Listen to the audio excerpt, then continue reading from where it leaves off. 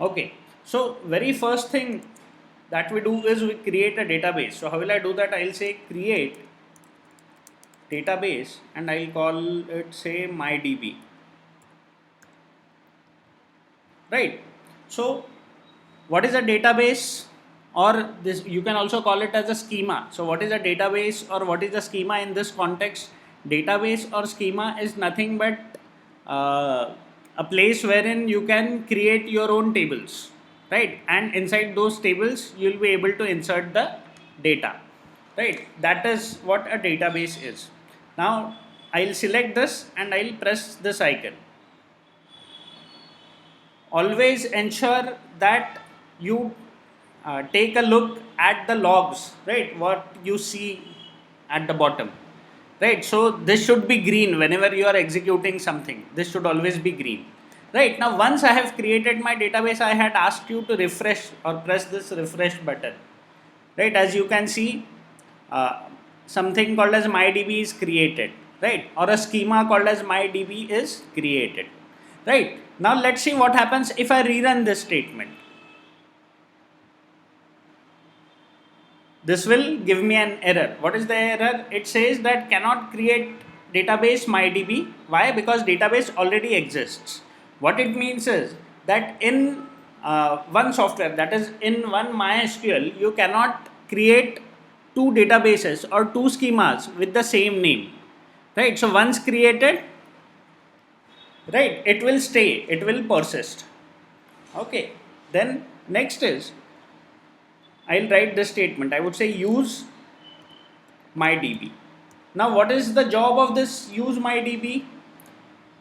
Now, one MySQL software, right? It can contain many databases. आप यहाँ create database MyDB बोल रहे हो, right? You can create MyDB1, MyDB2, MyDB3. You can create n number of databases, right? And each database can have n number of tables, right? And two tables can have same name in different databases. That is the reason, right? We need to tell the software that which database we are using or which schema we are using. So in this case, since we have created MyDB, we would be using this particular uh, database, which is MyDB. Right now, again, let us take a look at this Excel. In this Excel, serial number, forget the serial number as of now, right? Let us say we are storing the data for students. So we'll name this particular sheet, we can name it as students, right? So we have three different columns in this. One is name, one is college, and one is email, right? Name would be stored as a string, right? What is a string? String is sequence of characters, multiple characters, they are strings. Again, college would be a string. Again, email would be a string, right? So what I would do is I'll create a table. I'll create a table which will have these three columns 1, 2, and 3. I'll have one more column. I'll call it as ID. So instead of serial number, I'll name this column as ID. Right? Generally, ID stands for identifier. Identifier means that this particular row or this particular student can be identified using this particular number or this particular ID. Right? ये धीरे धीरे समझेगा ये क्या है, right? It is, you can say that it is similar to roll number. Like in a class, every student has a unique roll number, right? So this ID, it's something similar to that, right? And this ID, since it is unique, right, will also say that this ID is a primary key, right? So what is a primary key? A primary key is nothing but something which is used to identify a unique row, right? We'll come to that. Right, now to create a table, right, I have a very simple syntax. I'll say create table, right, and I'll give the table name as student, right, and I'll give parenthesis and a semicolon, right? Then I'll start naming my fields. So I'll have my first field as ID, right? Now this ID will give it a number. So I would say ID int, and I would say primary key. I'll give a comma. Then I'll have second field as name, right? Since it is a string, what we do is we name it as varchar and we'll give कि maximum वो 100 characters का name हो सकता है. Then I'll have email. Again I'll call it varchar. Again I'll say of 100. Right? And fourth क्या था? I guess college. Again varchar of 100. Right? So have a look at this again. Right? I am creating a table student. How am I doing that? I am using this syntax. I am saying create table student.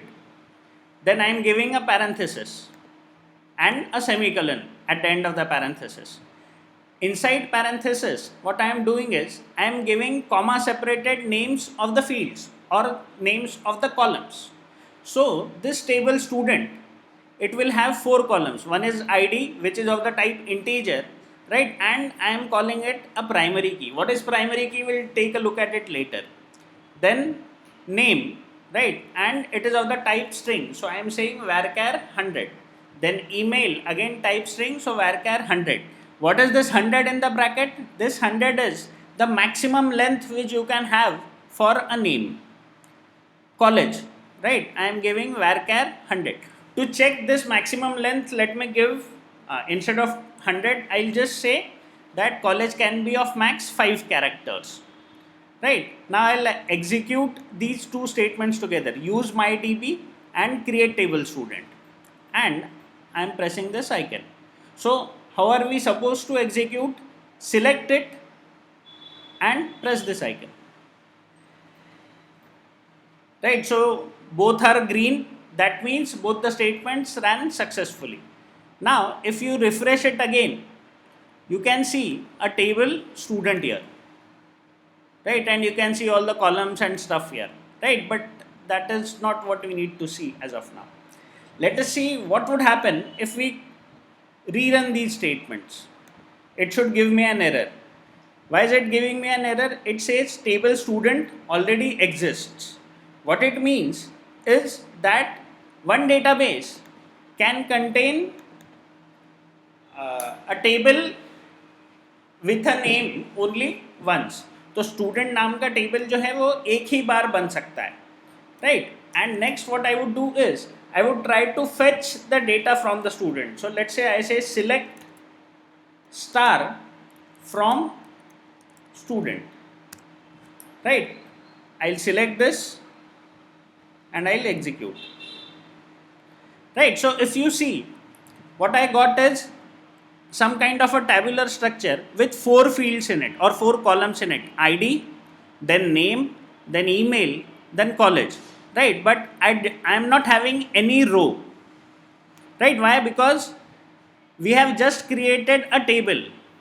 Right, या एक blank Excel sheet हमने बनाया जिसमें हमने सिर्फ column headers दिए, हमने अभी तक उसमें कुछ data नहीं डाला. Right, now how will we insert some data in this? Now to insert the data, what we have is an insert statement. Right, so I will write insert into student. Then in brackets I would give names of the columns. So I would say ID, comma, name, comma, email, comma, college. Right? So these are the names of the columns. After that I would write values, and now I will pass the values. Right? So first column is ID. Right, and it is of the type integer, right? So I'll pass an integer value here. So I say 1, then I give a comma.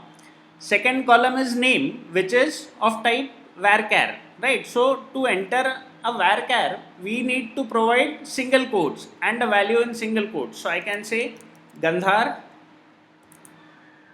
Then the third column is email. I can give a@b.com. And the fourth column is college, so I can give YCCE, again in single quotes.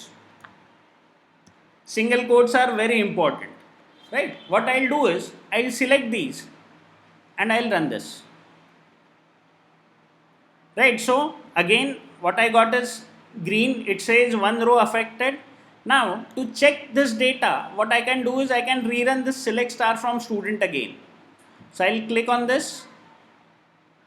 Now if you can see, then I have got one single row which is inserted in this table, right, with the same values which we have provided here via this statement, right? Now let's say I change this statement. I give Shashwat, I say b@b.com and I say Paloti or SVP. Right, now let's see. What I have done is I have changed the name, I have changed the email, right? I have changed the college, but I have not changed the ID. Right, now ID, we have specified ID as a primary key. Now let's see what happens. It is giving me an error. What it says, duplicate entry 1 for key student.primary. What it means is that your primary key cannot be repeated. So primary key has to be unique. So what I'll do is instead of 1, I'll give 2 here. I'll select this and I'll run. Right, it says one row affected. Again it is giving me green. And I'll select the students. What I get is 2 rows now, right? If I change this ID and keep all the things same, all the other values same, let's see if we'll be able to insert. Again it is giving me green, and now what did we get? We got total 3 rows, out of which 2 rows are almost same, right? But what is different? The primary key is different. What it means is that unless explicitly specified, right, all the columns can have repeated values except the primary key, right? So what is primary key? Primary key is a key which cannot be repeated, and it is used to uniquely identify a row in the table. It is used to uniquely identify a row in the table, right? Now, sir, repeat. Pardon me?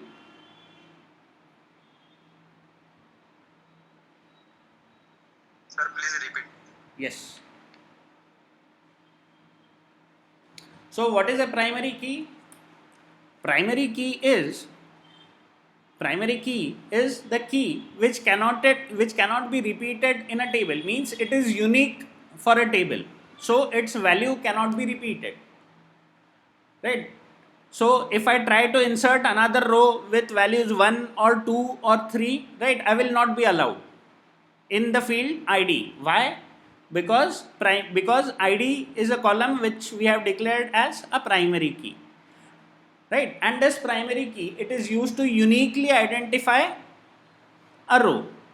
Imagine, say, some database of some big application, let's say Google or Gmail, right? So Gmail will have billions of rows for your data or billions of users, right? So to identify one single user, right, it can directly be identified using a primary key, right? Let us see how. So if I say select star from student,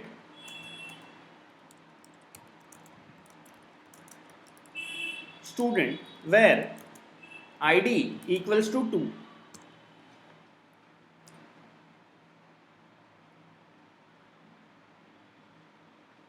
right? So what happened is that out of the 3 rows, I got only 1 row. Which row?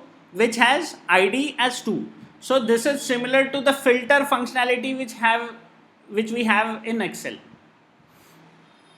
Is it clear?